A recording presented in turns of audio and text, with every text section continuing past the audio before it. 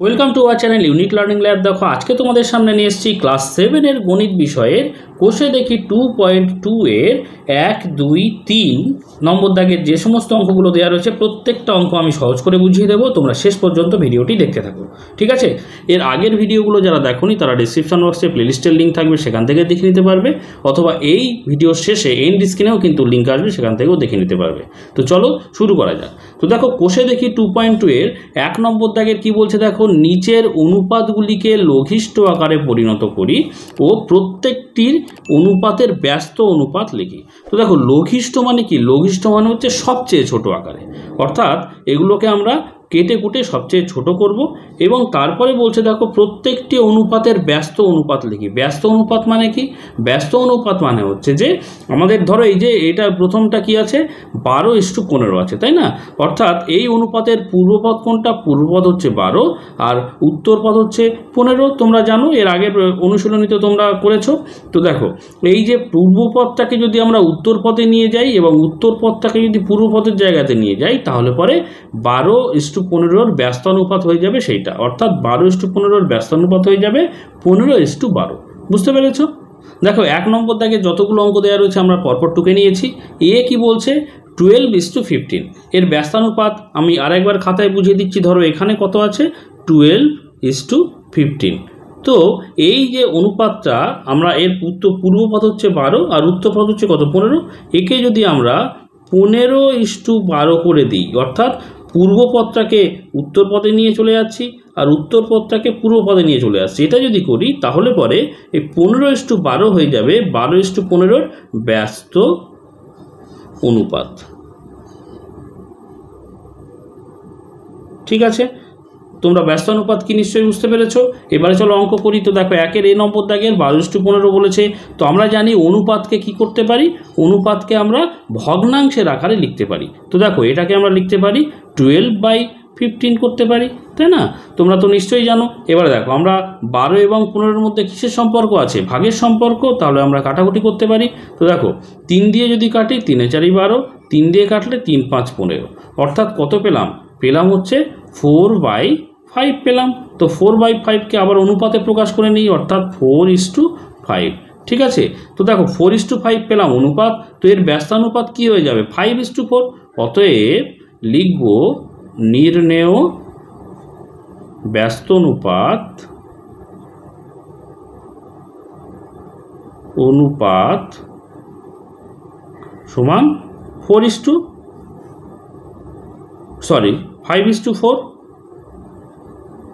বুঝতে পেরেছ? 5:4 উল্টে গেল। এবারে চলো 36:54। তো এটা কি ঠিক আগের মতো করে একই রকমভাবে 36/54 করব। ঠিক আছে, এবারে দেখো উভয় পক্ষের জোড় সংখ্যা আছে, তাহলে পরে আমরা কেটে দিই 2 দিয়ে।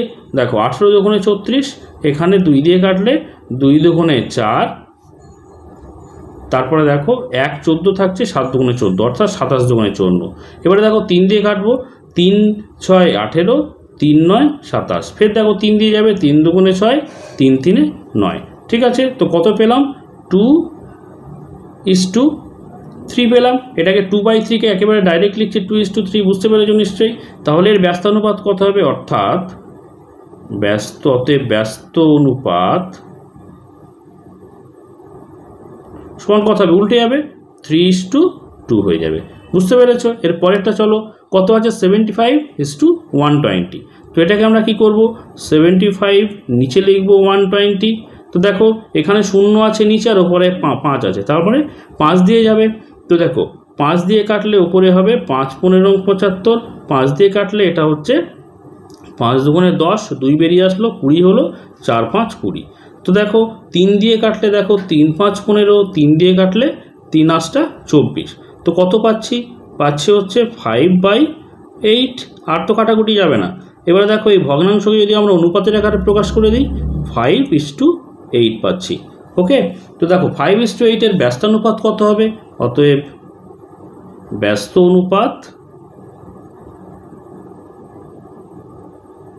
অনুপাত সমান 8:5 হয়ে যাবে, উল্টে যাবে। ঠিক আছে, তো এরপরে চলো, এরপরে আছে ডি নম্বর দাগের। তো দেখো ডি নম্বর দাগের আছে কত? 169:221। তো এটাকে আমরা কি করব, প্রথমে ভগ্নাংশের আকারে লিখব। 221কে নিচে লিখলাম। তো দেখো এই যে ভগ্নাংশ, এটা আমরা জানি যে 13 বর্গ হচ্ছে 169, তাই না? 13 দিয়ে কাটবে। তো দেখো 13 1কে 13, 14 15 16, 3 থাকছে, তাহলে 39 হচ্ছে। 3 13 39। নিচে আমরা 13 দিয়ে কাটছি। দেখো 13 1কে 13, 13 2 26, তো 22-এর বেশি হয়ে যাচ্ছে। তোমাদের যদি অসুবিধা হয় পাশে ভাগ করে দেখে নেবে, ঠিক আছে? দেখো 13 1কে 13, 14 15 16 17 18 19 20 21 22, তার মানে 9 থাকছে। দেখো 22 থেকে 9 বেরিয়ে এলো, তাহলে 9 আর এখানে থাকছে 1, তাহলে 91 হচ্ছে। 7 13 91, তাই না? তো 7 অর্থাৎ 17 হচ্ছে। তাহলে পরে আমরা কত পাচ্ছি? 13/17। তো এটাকে আমরা যদি অনুপাতের আকারে প্রকাশ করি তাহলে পরে 13:17 হচ্ছে। তো দেখো এর ব্যস্তানুপাত সমান কত লিখবো? অতএব ব্যস্ত অনুপাত সমান কত? 17:13 হবে। বুঝতে পেরেছো? একটা পারলে তোমরা সব অঙ্কগুলো নিজেরাই করতে পারবে, তাও আমি সব করে দিচ্ছি তোমাদের বুঝতে সুবিধা হওয়ার জন্য। তো দেখো এরপরে কি আছে? এই নম্বর দাগে 9xy/12xy। তো এটাকে ঠিক একই রকমভাবে আমরা 9xy-কে লব করব আর 12xy-কে হর করব। তো দেখো এখানে x কাটছে y কাটছে। এবারে দেখো 3 দিয়ে কাটলে 3 3 9, 12 3 দিয়ে কাটলে 3 4 12, থাকছে কত? 3/4 সমান কত? 3:4 করতে পারি। অতএব দেখো ব্যস্তানুপাত যদি করি এটার, অতএব ব্যস্ত অনুপাত সমান কত? 4:3 হয়ে যাবে। পূর্বপদটা উত্তরপদ, উত্তরপদটা পূর্বপদ হয়ে যাবে। এবারে চলো কত আছে F নম্বর দাগের? 429:663। তো এটাকে আমরা কি করব? 429/663 করব। তো দেখো এখানে আমরা কত দিয়ে যাবে আগে দেখে নিই। দেখো 9 আর 2 কত? 10 11, 11 আর 4 12 13 14 15, তাই না? তো 15কে আমরা 3 দিয়ে ভাগ করতে পারি, তার মানে 429-কেও 3 দিয়ে ভাগ করতে পারবো। তোমরা জানো 3 দিয়ে বিভাজ্যের যে নিয়মটি। তো দেখো 6 আর 6 কত? 6 আর 6 12 13 14 15। নিচে এই সংখ্যাটি যোগ করলে, আমরা অঙ্কগুলো যোগ করলে কত হচ্ছে? 15। অর্থাৎ 15কে 3 দ্বারা ভাগ করা যায়, তার মানে 663-কেও কিন্তু 3 দ্বারা ভাগ করা যাবে। তো দেখো আমরা প্রথমে উপরেরটা 3 দিয়ে ভাগ করলে কত হচ্ছে? 3 1-কে 3, 4 থেকে 1 বেরিয়ে এলো 12, 3 4 12, 3 3 9। ওকে, নিচেরটা 3 দিয়ে করলে 3 2 6, 3 2 6, 3 1-কে 3। তো দেখো এখানে এই 143-কেও কিন্তু আমরা 13 দিয়ে ভাগ করতে পারবো। তোমরা এখানে দেখতে পাচ্ছ 221-কে আমরা 13 দিয়ে ভাগ করতে পেরেছিলাম। এখানে দেখো 221 আছে, এখানেও 13 দিয়ে ভাগ করব। তো দেখো 221-কে আমরা যদি 13 দিয়ে ভাগ করি, আমরা কত পেয়েছিলাম? 17 পেয়েছিলাম। তো এখানে 221 13 গুণ 17 সমান হচ্ছে 221, তাহলে 17 লিখলাম। আচ্ছা, উপরেরটা 13 দিয়ে কাটলে কত হচ্ছে? 13 1-কে 13, তাহলে 14 থেকে 1 বেরিয়ে আসলো, 13 হলো। 13 1-কে 13 কত পেলাম? 11/17। এটা সমান লিখতে পারি 11:17। ঠিক আছে? তো 11:17 ব্যস্তানুপাত কি লিখব? অতএব ব্যস্ত অনুপাত সমান 17:11 হবে। ঠিক আছে, বুঝতে পেরেছো নিশ্চয়ই। এরপরে চলে এসো জি নম্বর দাগ এবং এইচ নম্বর দাগ। তো দেখো জি নম্বর দাগ কত আছে? 3b/12c। তো এটাকে আমরা কি করতে পারি? 3b/12c। তো দেখো এখানে বি আর সি যে বীজগাণিতিক সংখ্যামালা তো আলাদা, সুতরাং কাটাকুটি যাবে না। তো 3 আর 12 কাটবে, 3 দিয়ে কাটলে ওপরে 3 1-কে 3, 3 4 12। তো কত পাচ্ছি? এখানে ওপরে 1-এর সঙ্গে বি গুণ করলে বি থাকে, আর নিচে হচ্ছে 4c। ঠিক আছে, তো এটা সমান কত লিখতে পারি? b/4c। তো ব্যস্তানুপাত কি হবে? উঠে যাবে, অর্থাৎ 4c/b হবে। অতএব ব্যস্ত অনুপাত সমান 4c/b। ঠিক আছে, এরপরে চলো এইচ নম্বর দাগ। এখানে কি বলছে? 25xyz/625xyz। ঠিক আছে, তো এটাকে আমরা কি লিখব? 25xyz, আর নিচে লিখব 625xyz। দেখো এক্স কাটা ওয়াই কাটা জেড কাটা ভাগের সম্পর্কে রয়েছে। আচ্ছা, 25-কে আমরা ডাইরেক্ট 25 দিয়ে ভাগ করতে পারি। দেখো তোমাদের বোঝার সুবিধার জন্য প্রথমে 5 দিয়ে কাটছি, শেষে 5 আছে, এখানেও 5 আছে, মানে 5 দিয়ে যাবে। তো 5 5 25, এখানে 5 দিয়ে কাটলে 5 1-কে 5, 12 হচ্ছে, 5 2 10, 2 বেরিয়ে আসলো, 25 হচ্ছে, 5 5 25। তো ফের 5 দিয়ে কাটছি, 5 1-কে 5, এখানে 5 5 25-এ 125 হয়, তো ডাইরেক্ট লিখে দিচ্ছি 5 25 125। ঠিক আছে, তো দেখো ওপরে এখানে শুধুমাত্র 1 আছে আর নিচে শুধুমাত্র 25 আছে, তার মানে আমরা লিখতে পারি 1/25। 1/25কে অনুপাতে প্রকাশ করলে 1:25। ঠিক আছে, তাহলে ব্যস্তানুপাত কী হবে? 25:1। তো আমরা লিখে দেব অতএব ব্যস্ত অনুপাত সমান 25:1। ঠিক আছে, এরপরে আমরা 2 নম্বর দাগের যে অঙ্কগুলো আছে সেগুলো পরপর করতে থাকবো। 2 নম্বর দাগের কী বলছে দেখে নেওয়া যাক। বলছে নিচের অনুপাতগুলিকে পূর্ণ সংখ্যার অনুপাতে পরিণত করি ও তার ব্যস্ত অনুপাত লিখি। তো ব্যস্ত অনুপাত বিষয়টি তো আগের অঙ্কতেই দেখে নিয়েছো, মানে পূর্বপদটা উত্তর পদে যাবে, উত্তর পদটা পূর্ব পদে চলে যাবে। আর প্রথমে কি বলছে? অনুপাতগুলিকে পূর্ণ সংখ্যার অনুপাতে প্রকাশ করতে হবে। তো পূর্ণ সংখ্যা কেন? এখানে দেখো পূর্ণ সংখ্যাই নেই। প্রথমটা আছে 2.5:12.5, অর্থাৎ এটা দশমিক ভগ্নাংশে আছে। তারপরে দেখো সামান্য ভগ্নাংশে রয়েছে। এগুলো সব আমাদেরকে পূর্ণ সংখ্যার অনুপাতে প্রথমে প্রকাশ করতে হবে, তারপরে তাকে ব্যস্তানুপাত করব। ঠিক আছে, তো 2 নম্বর দাগের পরপর অঙ্কগুলো চলো করা যাক। তো দেখো 2-এর এ নম্বর দাগের প্রথমটা কি আছে? 2.5:12.5। এই যে অনুপাতকে আমরা ভগ্নাংশের আকার প্রকাশ করতে পারবো, আগের অঙ্কে তো তোমরা দেখেছো নিশ্চয়ই। তো দেখো এটা সমান চিহ্ন দিলাম, 2.5/12.5 করতে পারি, তাই না? তো এটাকে আমরা কি করতে পারি? দেখো দশমিক রয়েছে, তাহলে উপরেরটা 25 লিখলাম আর নিচের লিখলাম দশমিক তুলে দিলাম 12.5, সরি পয়েন্টটা দেবো না, পয়েন্টটা তুলে দিলাম। এবার দেখো উপরেরটা দশমিক তুলে দিলাম, তার জন্য নিচে একটা 10 গুণ করলাম, আর নিচে যে দশমিকটা তুলে দিলাম তার জন্য উপরে একটা 10 গুণ করলাম। কেন বলো তো? এক ঘর করে সরালাম। তো দেখো এর নিচে এক ঘর সরালাম, উপরেও এক ঘর যদি সরাই আমাদের 10 আলাদা করে গুণ করতে হয় না। কেন? এখানে 0 0 কেটে যাবে, তাই না? তাও আমি তোমাদের বোঝার সুবিধার জন্য করছি। দেখো উপরে এক ঘর দশমিক ডান দিকে সরিয়ে দিয়েছি বলেই তো 25 হয়েছে 2.5টা, তার জন্য নিচে 10 গুণ করলাম, একের পর একটা 0। এটাই নিয়ম, তোমরা জানো। তো নিচে দেখো 12.5, এটাকে দশমিক তুলে দিয়েছি, তার জন্য উপরে 10 গুণ করেছি। ওকে, তো দেখো এবারে দেখো 10-এর এখানে 0 কাটলো, এখানে 25কে যদি আমরা 5 দিয়ে কাটি, 5 5 25, এখানে 125কে যদি 5 দিয়ে কাটি, 5 25-এ 125। আবার দেখো 5 দিয়ে কাটলে উপরে থাকছে 5 1 5, দেখো নিচে 5 দিয়ে কাটলে 5 5 25। তার মানে কত হচ্ছে? উপরে থাকছে 1 আর নিচে থাকছে 5, অর্থাৎ এটাকে আমরা লিখতে পারি 1:5। ঠিক আছে, আমি পাশাপাশি করছি, তোমরা কিন্তু পরপর নিচে নিচে করতে পারো। ওকে, তো এটার ব্যস্তানুপাতও করতে হবে।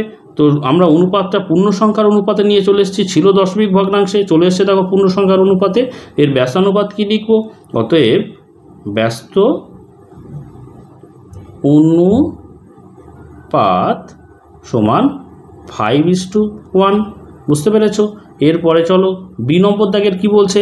5/8:7/16।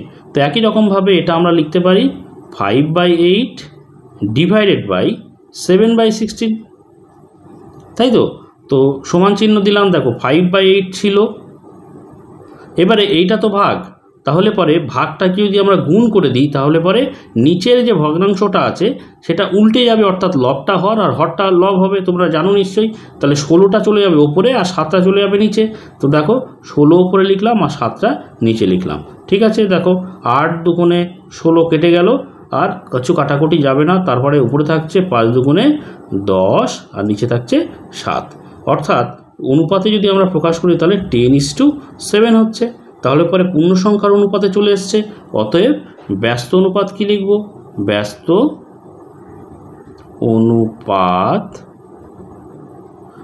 অনুপাত সমান হচ্ছে 7:10। ঠিক আছে, বুঝতে পেরেছো নিশ্চয়ই। এরপরে আমরা 3 নম্বর সি নম্বর দাগ এবং 3 নম্বর দাগ করব।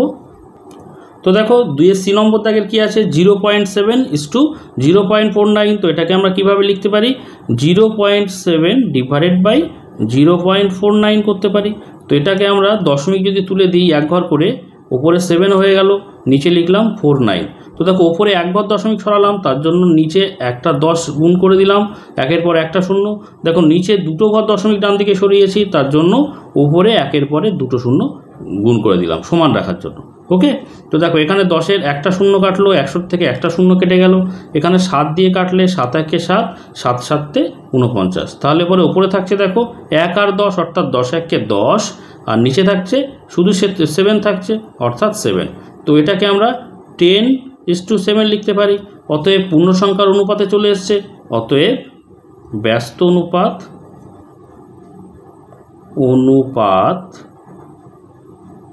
ব্যস্ত অনুপাত সমান কত হবে? 7:10 হয়ে যাবে। ঠিক আছে, এবারে চলো ডি নম্বর দাগের কি আছে? 2/5:3/4।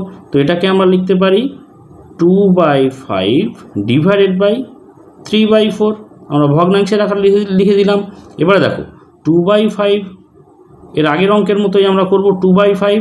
এই যে এটা তো ভাগ, তো ভাগটাকে যদি আমরা গুণ করি ভগ্নাংশটা উল্টে যাবে, অর্থাৎ 3/4টা 4/3 হয়ে যাবে। তো তাই করলাম। তো দেখো এখানে 4/3 করলেও আমাদের কোনো কিছুই কোথাও কাটাকুটি যাচ্ছে না। তার মানে কত হচ্ছে? উপরে দেখো 4 দুগুণে 8 আর নিচে হচ্ছে 3 5 15, অর্থাৎ পূর্ণ সংখ্যার অনুপাত দাঁড়ালো 8:15। ঠিক আছে, এর ব্যস্তানুপাত কী হবে? অতএব ব্যস্ত অনুপাত সমান 15:8। এবার দেখো ই নম্বর দাগ কী বলছে? 22:4 তো এটাকে আমরা প্রথমে এই মিশ্র ভগ্নাংশটাকে সামান্য ভগ্নাংশে পরিণত করে নেব। তো দেখো এখানে 22 লিখলাম, দেখো 4 7 28, 29 30 31 32 33, তার মানে 33/7 হয়ে গেল। এবারে এটাকে আমরা ভগ্নাংশের আকারে প্রকাশ করব। দেখো নিচে উপরে হচ্ছে 22/33/7টা নিচে লিখে দেবো।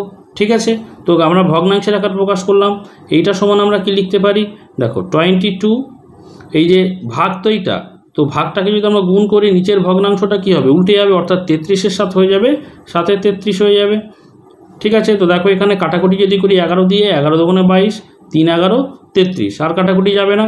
কত হচ্ছে? তার মানে 7 দুগুণে উপরে থাকছে 14 আর নিচে থাকছে 3, অর্থাৎ ভগ্নাংশ থেকে আমরা যদি অনুপাত করি কত হচ্ছে? 14:3। তো অনুপাত আমরা পেলাম 14:3। অতএব ব্যস্ত অনুপাত সমান 3:14 হয়ে যাবে। বুঝতে পেরেছো? এবারে দেখো এফ নম্বর দাগেরটা কি বলছে? 7/15:3/20। তো এটাকে আমরা কি করতে পারি? 7/15 ডিভাইডেড বাই 3/20। তো দেখো 7/15 রাখলাম, গুণ, কেন এই ভাগটাকে আমরা গুণ করলে নিচেরটা উল্টে যাবে, অর্থাৎ 20/3 হয়ে যাবে। ঠিক আছে, তো দেখো এখানে 5 দিয়ে কাটলে 3 5 15, 5 দিয়ে কাটলে 4 5 20, থাকছে তাহলে কত? থাকছে হচ্ছে উপরে 4 7 28 আর নিচে 3 3 9, তার মানে কত হচ্ছে? 28:9। তো এটাকে যদি আমরা ব্যস্তানুপাত করি, অতএব ব্যস্ত অনুপাত সমান শুধুমাত্র উল্টে দিলেই হয়ে যাবে, তাহলে 9:28 হচ্ছে। ঠিক আছে, এবার দেখো 2-এর জি এবং এইচ করব। তো 2-এর জি আছে কত? 1/2/5:7-10। তো এটাকে প্রথমে আমরা মিশ্র থেকে অপ্রকৃত ভগ্নাংশে পরিণত করে নেব। তো সমান চিহ্ন দিলাম। দেখো 5 1 5, উপরেরটার সঙ্গে যোগ হয়ে গেলে 5 1 5 আর দিয়ে 7, অর্থাৎ 7/5 হয়ে গেল 7/10। ঠিক আছে, এটাকে আমরা কি লিখতে পারি? 7/5 ডিভাইডেড বাই, অনুপাতকে আমরা ভগ্নাংশ প্রকাশ করলে ডিভাইডেড বাই 7/10 হয়ে যাবে। তো এটা সমান কি লিখতে পারি? 7/5, এই যে ভাগের পরিবর্তে আমরা গুণ করে দিচ্ছি, তার মানে নিচেরটা উল্টে যাবে, অর্থাৎ 7/10টা হয়ে যাবে 10/7 হয়ে যাবে। তো 7 7 কেটে গেল, 5 দিয়ে কাটলে 5 1 5, 5 দুগুণে 10, তাই তো? তার মানে অনুপাত দাঁড়ালো কত? উপরে থাকলো 2 আর নিচে থাকলো 1, অর্থাৎ 2:1। তো 2:1 এর ব্যস্তানুপাত কত হবে? অতএব ব্যস্ত অনুপাত সমান 1:2। ঠিক আছে, উল্টে গেল। এবারে চলো এইচ নম্বর দাগের কত আছে? 4.5:5.61। তো এটাকে আমরা লিখতে পারি 4.4 ডিভাইডেড বাই 5.61। তো এটাকে আমরা দশমিক তুলে দিই। তো 4.4কে দশমিক তুলে দিলে 44 থাকছে আর নিচে থাকছে 6 1। তো দেখো ওপরে এক ঘর দশমিক সরিয়েছি, তার জন্য নিচে একের পর একটা শূন্য গুণ করব। আর নিচে দেখো কত ঘর দশমিক সরিয়ে দিয়েছি বলে পূর্ণ সংখ্যায় চলে এসছে 2 ঘর, 1 ঘর 2 ঘর, তাই তো? তার মানে উপরে আমরা একের পরে দুটো শূন্য গুণ করে দেবো। ওকে, তো দেখো এখানে একটা শূন্য কাটা, একটা শূন্য কাটা। এখানে দেখো 11 দিয়ে যদি কাটি, এখানে 4 11 44, আর নিচে হচ্ছে 5 11 55, 5 11 55, 56 থেকে 1 বেরিয়ে আসলো 1, তাহলে 1 বেরিয়ে আসলে, আর এখানে 1 রয়েছে, তাহলে 11 হচ্ছে, 11 1 11। ঠিক আছে, এবারে দেখো আর কাটাকুটি যাচ্ছে না, তার মানে থাকছে কত? উপরে থাকছে 4 10 40, আর নিচে হচ্ছে 51। তাহলে পরে অনুপাতে প্রকাশ করলে 40:51। তো এইটাকে যদি আমরা ব্যস্তানুপাত করি, অতএব ব্যস্ত অনুপাত সমান 51:40 হয়ে গেল। এবার দেখো 3 নম্বর দাগের কি বলছে, নিচের অনুপাতগুলির মিশ্র অনুপাত নির্ণয় করি ও মিশ্র অনুপাতটি গুরু অনুপাত, লঘু অনুপাত না সাম্যানুপাত তা লিখি। তো দেখো মিশ্র অনুপাত মানে কি, এখানে দেখো প্রথমটা কি আছে 8:6, 3:6 এবং 26:13। তো মিশ্র অনুপাত যখন আমরা করব, এখানে প্রত্যেকটা ক্ষেত্রে পূর্বপদ কোনটা, প্রথম ক্ষেত্রে 8 পূর্বপদ, তারপরেরটা হচ্ছে 3 পূর্বপদ, তারপরে হচ্ছে 26 পূর্বপদ। এই তিনটে পূর্বপদগুলো আমরা যোগ করব, গুণ করব, তারপরে অনুপাত লিখব, তারপরে উত্তরপদ যেগুলো আছে সেগুলো যদি আমরা গুণ করে লিখি, যে অনুপাতটা পাবো সেটা হয়ে যাবে মিশ্র অনুপাত। ওকে, তো চলো অঙ্কগুলো যখন আমরা করতে থাকবো তখন নিশ্চয়ই বুঝতে পারবে। তো দেখো 3 নম্বর দাগের অঙ্কটা লিখে নিয়েছি। এখানে প্রথম ক্ষেত্রে আমরা অঙ্কটা কি দেখছি, 8:6, 3:6 এবং 26:13। তো মিশ্র অনুপাত কীভাবে তৈরি করব আমি আগে বলেছি, সেটা দেখে নাও এখানে। অতএব আমরা লিখব মিশ্র অনুপাত। মিশ্র অনুপাত সমান, দেখো এখানে পূর্বপদগুলোকে গুণ করব। পূর্বপদ কোনটা, 8:6 মধ্যে পূর্বপদ হচ্ছে 8, তাহলে 8 লিখলাম, গুণ 3:8:6 মধ্যে 3 হচ্ছে পূর্বপদ, তাহলে 3 লিখলাম, গুণ 26:13 মধ্যে 26 হচ্ছে পূর্বপদ, তাহলে 26 লিখলাম। এবারে অনুপাতের চিহ্ন দিলাম, বুঝতে পেরেছো? তার মানে পূর্বপদগুলোকে গুণ করলাম। এবারে উত্তরপদগুলোকে গুণ করবো পারে। তো উত্তরপদ এখানে আছে কত, 6, গুণ করলাম 6। এখানে আছে কত, 6, গুণ করলাম 6। এখানে উত্তরপদ কত, 13, গুণ করলাম 13। বোঝা গেল? তার মানে পূর্বপদগুলোকে গুণাকারে লিখলাম, অনুপাতের চিহ্ন দিলাম, এবারে উত্তরপদগুলোকে গুণাকারে লিখলাম, তাহলেই কিন্তু মিশ্র অনুপাত বা যৌগিক অনুপাত হয়ে গেল। তো এবারে আমরা এই যে অনুপাতকে আমরা ভগ্নাংশের আকারে লিখতে পারি, তার মানে উপরে লিখতে পারি 8:3 × 26, আর নিচে হচ্ছে 6 × 6 × 13। ঠিক আছে, এবারে দেখো আমরা যদি 13 দিয়ে কাটি, 13 1 13, 13 দিয়ে 26কে কাটলে 13 2 26। এখানে দেখো 3 দিয়ে কাটলে যদি 6 একে কাটি, 3 2 6, এই 2 2 কেটে গেল। আচ্ছা 2 দিয়ে কাটলে 3 2 6, আর 2 দিয়ে কাটলে 4 2 8। ঠিক আছে, তার মানে এখানে দেখছো কত থাকছে, এখানে হচ্ছে ওপরে থাকছে শুধুমাত্র 4, আর নিচে থাকছে 3 1 3। অর্থাৎ যদি আমরা অনুপাত করি 4:3। তো দেখো 4:3-তে পূর্বপদ কিন্তু 4 আর উত্তরপদ হচ্ছে 3, অর্থাৎ পূর্বপদ 3 চেয়ে বড়। তাহলে পূর্বপদ যদি উত্তরপদের চেয়ে বড় হয়, সেই অনুপাতটি কী অনুপাত হয়, সেই অনুপাতটি গুরু অনুপাত হয়। অতএব আমরা লিখব, অতএব 4:3 অনুপাতটি গুরু অনুপাত। ঠিক আছে, এটা নির্ণয় করতে বলেছিল যে অনুপাত লিখে সেটা কোন অনুপাত, গুরু, লঘু না সাম্যানুপাত, সেটা লিখতে হবে। তো সেটা লিখে দিলাম। এবারে আমরা করব 2 নম্বর দাগের। তো দেখো 2 নম্বর দাগের অঙ্কটা খাতায় লিখে নিয়েছি। ঠিক আছে, তো এটাকে আমরা ঠিক একই রকমভাবে আগের মতো, অতএব মিশ্র অনুপাত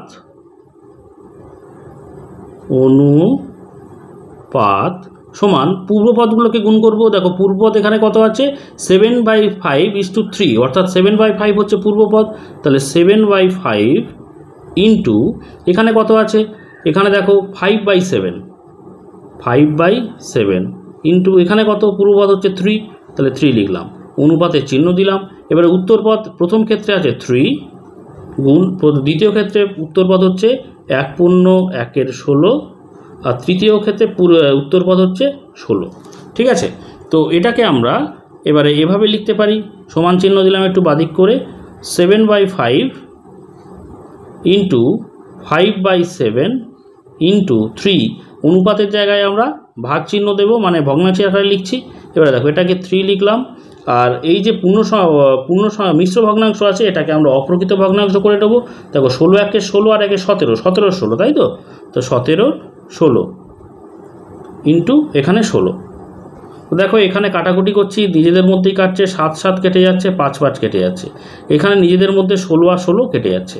ঠিক আছে, তো থাকছে কত? দেখো উপরে থাকছে 3 আর নিচে থাকছে কত? 3 আর 17। ঠিক আছে, এটা থাকছে। এবারে দেখো এই 3 আর এই 3 কেটে গেল, তার মানে উপরে থাকছে কত? 1। তাহলে পরে উপরে 1 আর নিচে হচ্ছে 17। অনুপাত কী হবে? 1:17। তো দেখো 1:17, অর্থাৎ পূর্বপদ হচ্ছে ছোট, উত্তরপদ বড়, অর্থাৎ এই অনুপাতটি কী হবে? লঘু অনুপাত। অতএব 1:17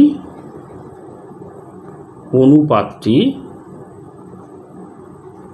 লঘু অনুপাত। লঘু অনুপাত। ঠিক আছে, এবার দেখো 3-এর C নম্বর দাগের যে অনুপাতগুলো লিখে নিয়েছি এখানে, অতএব মিশ্র অনুপাত লিখেছি, তাহলে পূর্বপদগুলো গুণ করে দিই। দেখো পূর্বপদ এখানে 8 × 7 × 22, অনুপাতের চিহ্ন দিলাম। উত্তরপদ কত? 5 12 আর 13। তো লিখলাম 5 12 আর 13। তো এটাকে আমরা কি করব? 8 × 7 × 22। নিচে লিখব কত? অনুপাতের জায়গায় ভগ্নাংশ করছি, 5 × 12 × 13। ঠিক আছে, এবার দেখো এখানে যদি আমরা 4 দিয়ে কাটি, 4 দুগুণে 8, 4 দিয়ে কাটলে 3 4 12। আর কি কাটাকুটি যাবে? না, আর কাটাকুটি যাচ্ছে না। তার মানে আমরা উপরে পাচ্ছি কত? 7 দুগুণে 14 আর 22। 14 আর 22 যদি আমরা গুণ করি, দেখো 14 আর 22, তার মানে কত হচ্ছে? 4 দুগুণে 8, 2 1 2 গুণ 4 দুগুণে 8, 2 1 2, তার মানে 8 থাকছে, 8 আর 2 8 9 10, 10 0 হাতে 1 3, 308। তার মানে উপরে থাকছে 308 আর নিচে কত? দেখো 3 5 15 আর 13। এখানে দেখো 15 আর 13 যদি করি, 15 আর 13 গুণ করলে হচ্ছে 3 5 15, 3 5 15 5 হাতে 1, 3 1 3 আর 1 4। আচ্ছা, 15 1 15, ডাইরেক্ট 15 লিখে দিচ্ছি। ঠিক আছে, এখানে 5 5 আর 4 9 1 195। তাহলে পরে নিচে হচ্ছে 195। এটাকে অনুপাতে লিখলে 308:195 হচ্ছে। ঠিক আছে, তো দেখো এটা কি হচ্ছে? আগেরটা বড়, পরেরটা ছোট, অর্থাৎ পূর্বপদ বড়, সেই জন্য এই অনুপাতটি কী হলো? এই অনুপাতটি হলো গুরু অনুপাত। অতএব 308:195 অনুপাতটি গুরু অনুপাত। গুরু অনুপাত। ঠিক আছে, এরপরে আমরা ডি নম্বর দাগেরটা করব। তো দেখো ডি নম্বর দাগের অঙ্কটা লিখে নিয়েছি। কি হচ্ছে? 2/3:5 এবং 7/8:2। অতএব মিশ্র অনুপাত সমান পূর্বপদ হচ্ছে কত? 2/3 ইন্টু এখানে পূর্বপদ কত? 7/8। অনুপাত চিহ্ন দিলাম। উত্তরপদ কত? 5 আর এখানে উত্তরপদ কত? 2। ঠিক আছে, এইভাবে আমরা মিশ্র অনুপাত করি। তো এবারে এটাকে আমরা একটু বাদিক করে লিখছি। 2/3 ইন্টু 7/8টাকে উপরে রাখলাম, আর ভগ্নাংশ করছি অনুপাতটাকে নিচে করব কত? 5 × 2। তো দেখো ওপরে আমরা কাটাকুটি যদি করি, এখানে দেখো 2 আর 8 যদি কাটি, 4 দুগুণে 8, তার মানে কত হচ্ছে? এখানে উপরে থাকছে 7 আর নিচে থাকছে 3 4 12, 7/12 আর নিচে হচ্ছে 5 × 2। এটাকে আমরা লিখব 7/12। এই যে ভাগ তো এইটা, তাহলে এটা ভাগটাকে আমরা যদি গুণ লিখি, এই 5 × 2 এর নিচে কিছু নেই, মানে 1 আছে, তারপরে উপরে চলে যাবে 1 আর নিচে চলে যাবে 5 × 2। তাহলে উপরে চলে যাচ্ছে 1 আর নিচে থাকছে 5 × 2। ওকে, তাহলে দেখো উপরে থাকছে কত? উপরে থাকছে 7 1 7 আর নিচে থাকছে 5 দুগুণে 10। 10কে যদি আমরা 12 দিয়ে গুণ করি, তাহলে 12 10কে 120। তো নিচে থাকছে 120, অর্থাৎ অনুপাতটা দাঁড়াচ্ছে 7:120। তো দেখো পূর্বপদ যেহেতু ছোট, তার মানে এই অনুপাতটি কী হবে? অনুপাতটি হয়ে যাবে লঘু অনুপাত। অতএব 7:120 অনুপাতটি লঘু অনুপাত। লঘু অনুপাত হলো। দেখো লিখে দিয়েছি। তো আজকে ভিডিওটি এই পর্যন্ত। যদি কোথাও বুঝতে অসুবিধা থাকে আরেকবার দেখে নাও, নিশ্চয়ই বুঝতে পারবে। এর পরের ভিডিওতে আমরা কোষে দেখি 2.2 এর যে অঙ্কগুলো বাকি রয়েছে অর্থাৎ 4, 5, 6 এবং 7 নম্বর দাগের অঙ্কগুলো করতে থাকবো। যারা আজকে চ্যানেলে নতুন সেই ভিডিওগুলো পাওয়ার জন্য অবশ্যই চ্যানেলটিকে সাবস্ক্রাইব করে নিয়ে পাশে থাকা বেল আইকনটিকে প্রেস করে নোটিফিকেশান অল করে রেখো, যাতে করে সমস্ত ভিডিওর নোটিফিকেশান সবার আগে পেয়ে যাও। আর আজকের ভিডিওটি যদি ভালো লাগে অবশ্যই একটা লাইক করো, কমেন্ট করো, শেয়ার করো। আর শেষ পর্যন্ত ভিডিওটি দেখার জন্য সকলকে অসংখ্য ধন্যবাদ।